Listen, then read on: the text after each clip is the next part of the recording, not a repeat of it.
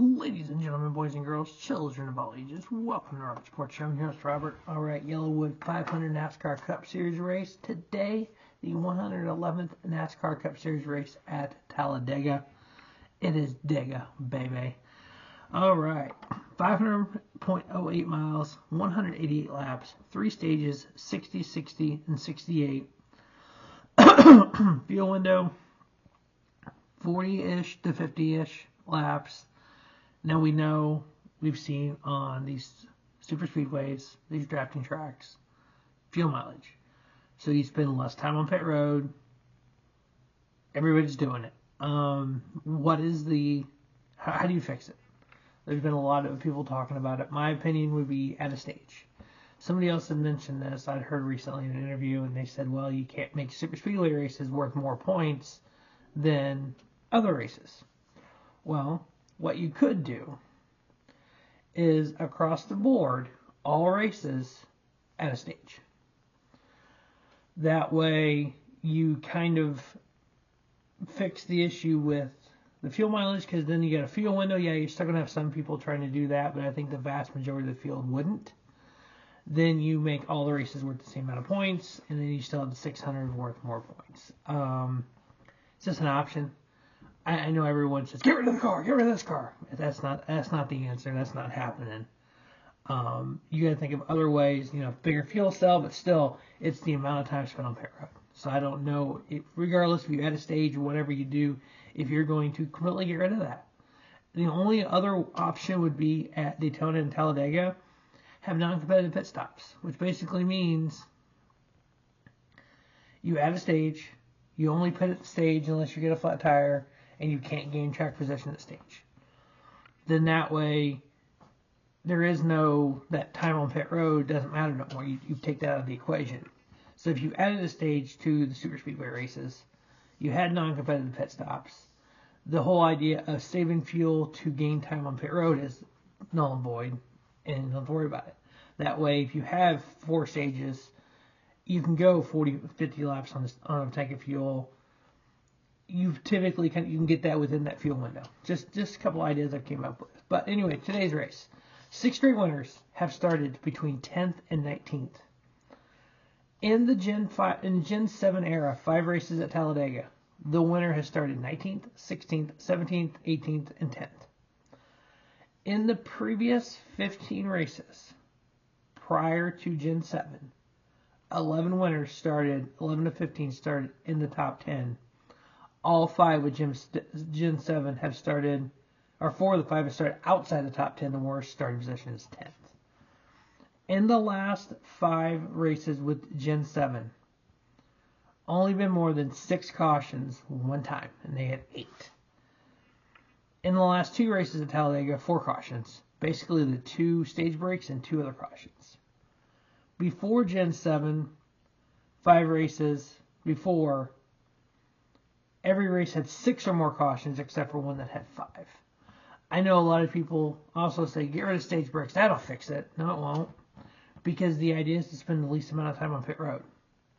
So the only way you spend the least amount of time on pit road is to have non-competitive pit stops, which nobody wants. I don't want it, but that's an idea. Because get rid of the car is not an idea. Get rid of stage races, stage breaks isn't an idea. Isn't going to fix the issue. More horsepower is not going to fix the issue. The only way to fix the issue of the amount of time spent on pit road is null that amount of time on pit road.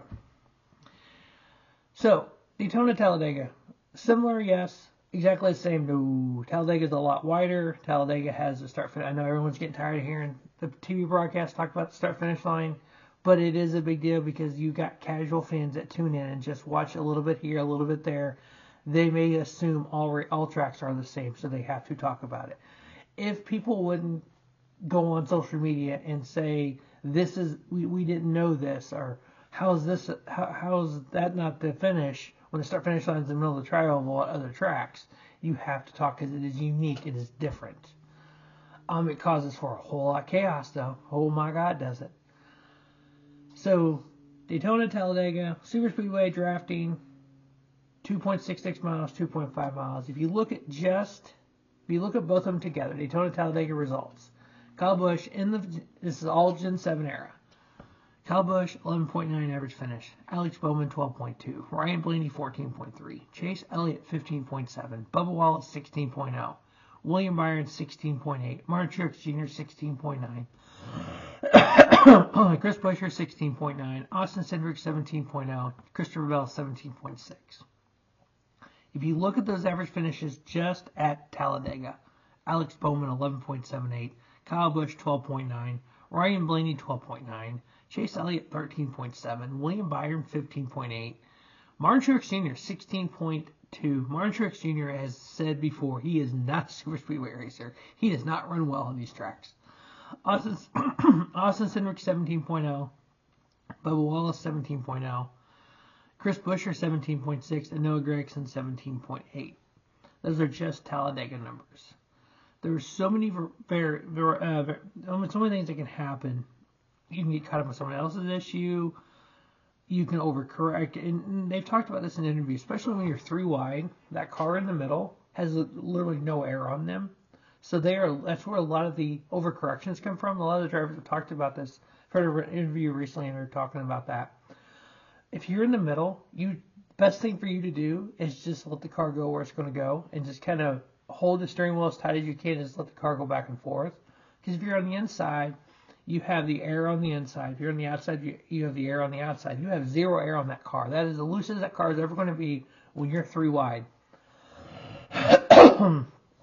So yeah, that's why we see a lot of those cars moving like this back and forth in the middle, and then the driver tries to overcorrect and turns it one way or the other and wipes out half the field. All right, I think it's going to be an exciting race. I think it's going to bring a lot of chaos to the playoffs. So right now in the playoffs, we have William Byron plus 34, Ryan Blaney plus 28, Christopher Bell plus 28, Kyle Larson plus 18, Denny Hamlin plus 11.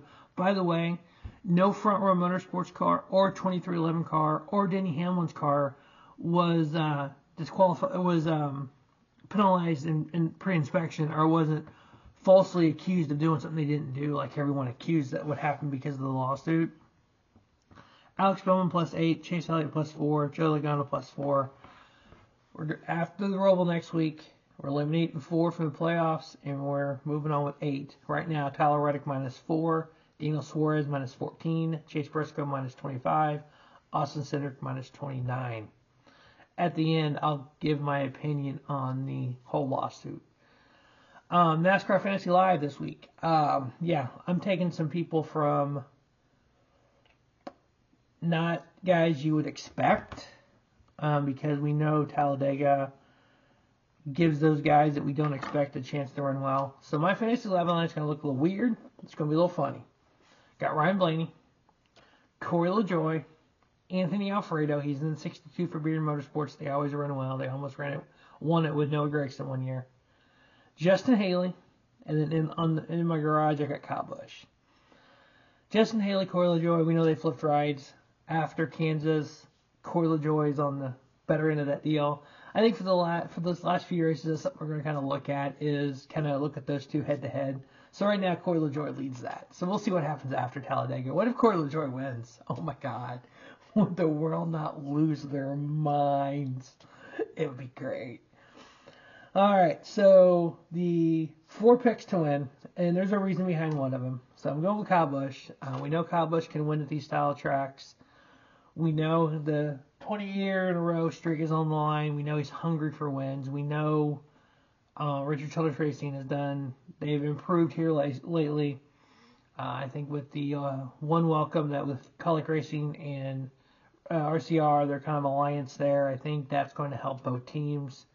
I think having an extra Colic car in the field, we had 3 Colic cars this week, I think that gives an extra drafting partner for that little alliance plus all the Chevys. So I got Kyle Busch taking Daniel Suarez. We know he won in Atlanta. We know the Trackhouse that brings stout cars to these super speedways. I think being on the outside looking on the playoffs, that's something that's kind of drive him to move on because everyone expected him to have a ride for next year, and he's not. And I think at Colic Racing, or at Trackhouse Racing, between SVG and Daniel Suarez and Ross Chastain, once Connor Zilisch is ready, I think there's going to be a change there. I don't know if that is somebody leaving or if they farm him out for a year or two like they've done with SVG and Xfinity Series, or how exactly what that looks like. But I think, personal opinion, Connor needs a couple years in Xfinity full time. I would say 25 and 26. So by 27, I think it's when Suarez's contract is up. I think you look at Suarez and you look at Ross Chastain over the next 2 to 3 years, who ran better, and then you make your choice who you don't resign and bring Connor up if that's the plan for Trackhouse. I'm not sure what his plan is. Justin Marks' very unique way of doing things is pretty cool to watch. Ryan Blaney, we know he runs well here. We know he's a former champion in the sport, even though some people think his championship wasn't deserving. It was. This era is harder to win a championship than any other era in NASCAR history. Yes, you win a race and make playoffs. That doesn't give you a championship. You have to run well in round of 16. Then you have to run well in round of 12. A crash today can knock Blaney out of the bottom 4, and then not doing well next week, he doesn't make the playoffs, regardless of what happened earlier in the season. So, yeah, this year, this format is the hardest to win a championship, and it should be hard to win a championship. Bubba Wallace, my other pick, 4th pick. So, Bubba Wallace won here. Yes, folks, it was rain shortened. Yes, folks, it counts. By the way, in the late 90s, Jeff Gordon had a rain shortened win at Talladega. Does it still count? It does. You go back on NASCAR Classics and watch that race. Bubba ran up front all day. Bubba took the lead, led the like 6 laps. There was a spin in turn 4. Caution come out. It was a crash. Caution comes out. They're cleaning up the incident. Before they could go back to green, it started raining.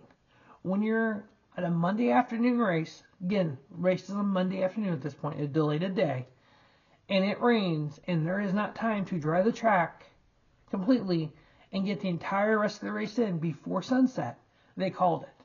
They're not going to hang out as late as they can on a Monday night when there's no lights. So that's why the race got called. It wasn't just because Bubba Wallace was leading. He led a lot. The caution did not come out just because Bubba Wallace was leading. The caution came out because of an accident. The race wasn't stopped red flag because Bubba Wallace was leading. It was red flag because it started raining. So, 4 picks. Bubba Wallace, Ryan Blaney, Daniel Suarez, Kyle Busch, NASCAR Fantasy Live, Ryan Blaney, Corey LaJoie, Anthony Alfredo, Justin Haley, Kyle Busch. The lawsuit. My opinion. I understand what 2311 and Front Row are doing. Business-wise, you got to do what you got to do. I understand also what Richard Childress has said, what Mr. H has said. At some point, these owners, Richard Childress' words this weekend, I have 400 employees. I can make a business work based on the charter that I have in front of me. My choice is to sign this charter and keep my 400 employees and their families employed, or not sign this charter and the possibility of losing my charters, which basically loses my business for me. So you do what's best for you and your employees, and that's what Richard Childress said. Mr. H has said they've done all these negotiations for 2 years. He was tired of negotiating because it wasn't going anywhere. Sign it and move on. That's the best you can do for your business. Every business owner has choices to make. Do I think NASCAR is going to retaliate against 2311 in the front row? By the way, a front row car is on the front row. He qualified first. Denny Hamlin didn't get penalized in inspection. No one's getting DQ'd because of the lawsuit. That would just add to the lawsuit. Can you imagine what this 2311 front row lawyer would do if there was retaliation? I don't care if those cars were to the 100% cheating. If NASCAR penalizes one of those cars, it's going to be looked at differently. But I think inspection-wise, they're all looked at the same. I don't think NASCAR is going to bend over backwards to please 2311 or Denny Hamlin. I don't think they're going to go out of their way to penalize them. I think it's business as usual on the competition side. You got to think, these race teams, competition side, business side. When you look at 2311, Denny Hamlin's on the competition side. I think the business side is, what's his name, Chris Falk, whatever his name is, and Michael Jordan. I think these teams are kind of broke down into 2 pieces, business, competition. Same way with NASCAR. It's got the business side, the home office is in Daytona Beach, Florida. You have the competition side with Elton Sawyer and Brad Moran. I think what the competition side does is completely going to be business as usual. Nothing changes. What the business side is dealing with is going to be what the business side is dealing with. Personally, and I've said this on social media, I think this gets settled out of court. I think there's going to be an undisclosed money, because there's money involved in what the lawsuit says. There's going to be undisclosed money to the teams. I think there's going to be a revised charter system go out, a charter go out, with Denny Hamlin 2311 if we're signing it first. Everyone else will sign it. It will void the old one, the new one will be in place. And I think we have a different financial system for these teams in NASCAR going forward. I think just like we saw in the past, I think the tracks owned by NASCAR will be going back to their own corporation. What is it? ISC, Superior Corporation. I think they separate that back out. I can see kind of some of the unwinding of things that have happened over the years, kind of going back to what it was. We've seen this antitrust thing in college football. College players get paid now. We've seen this in other sports as well. A complete split, like some people are saying needs to happen, is not good for the sport. It happened in IndyCar. It basically almost put IndyCar out of business. I don't think there's a reason for anybody to split off. Now, if you know the history of NASCAR, you know before 1948 when Bill France Sr. and the group said Streamline Hotel, that group of 35 people were actually the executives for another racing company that Bill France Sr. ran, and he wanted to change things, and that's when they created NASCAR. From 1946 to 1951, there was another racing organization out there that ran NASCAR, that ran stock cars. And that other company went out of business in 1951 because they were telling their drivers, you cannot race for NASCAR. Bill France Sr. was telling his drivers, you cannot race for them. The ironic part in all this, the owner of that other company, for those of you who know, you know, it was Bruton Smith. Bruton Smith was the guy in charge of that other racing company. Bruton Smith was the guy that was in control of it. Bruton Smith, we know, owns SMI, Speedway Motorsports. His son Marcus runs it now. I think we lost Bruton a few years ago. So yeah, it's been done. It didn't go well. I don't think NASCAR needs to split off. I think we need to change some things. If what this attorney said is true, I think there's things that need to be changed.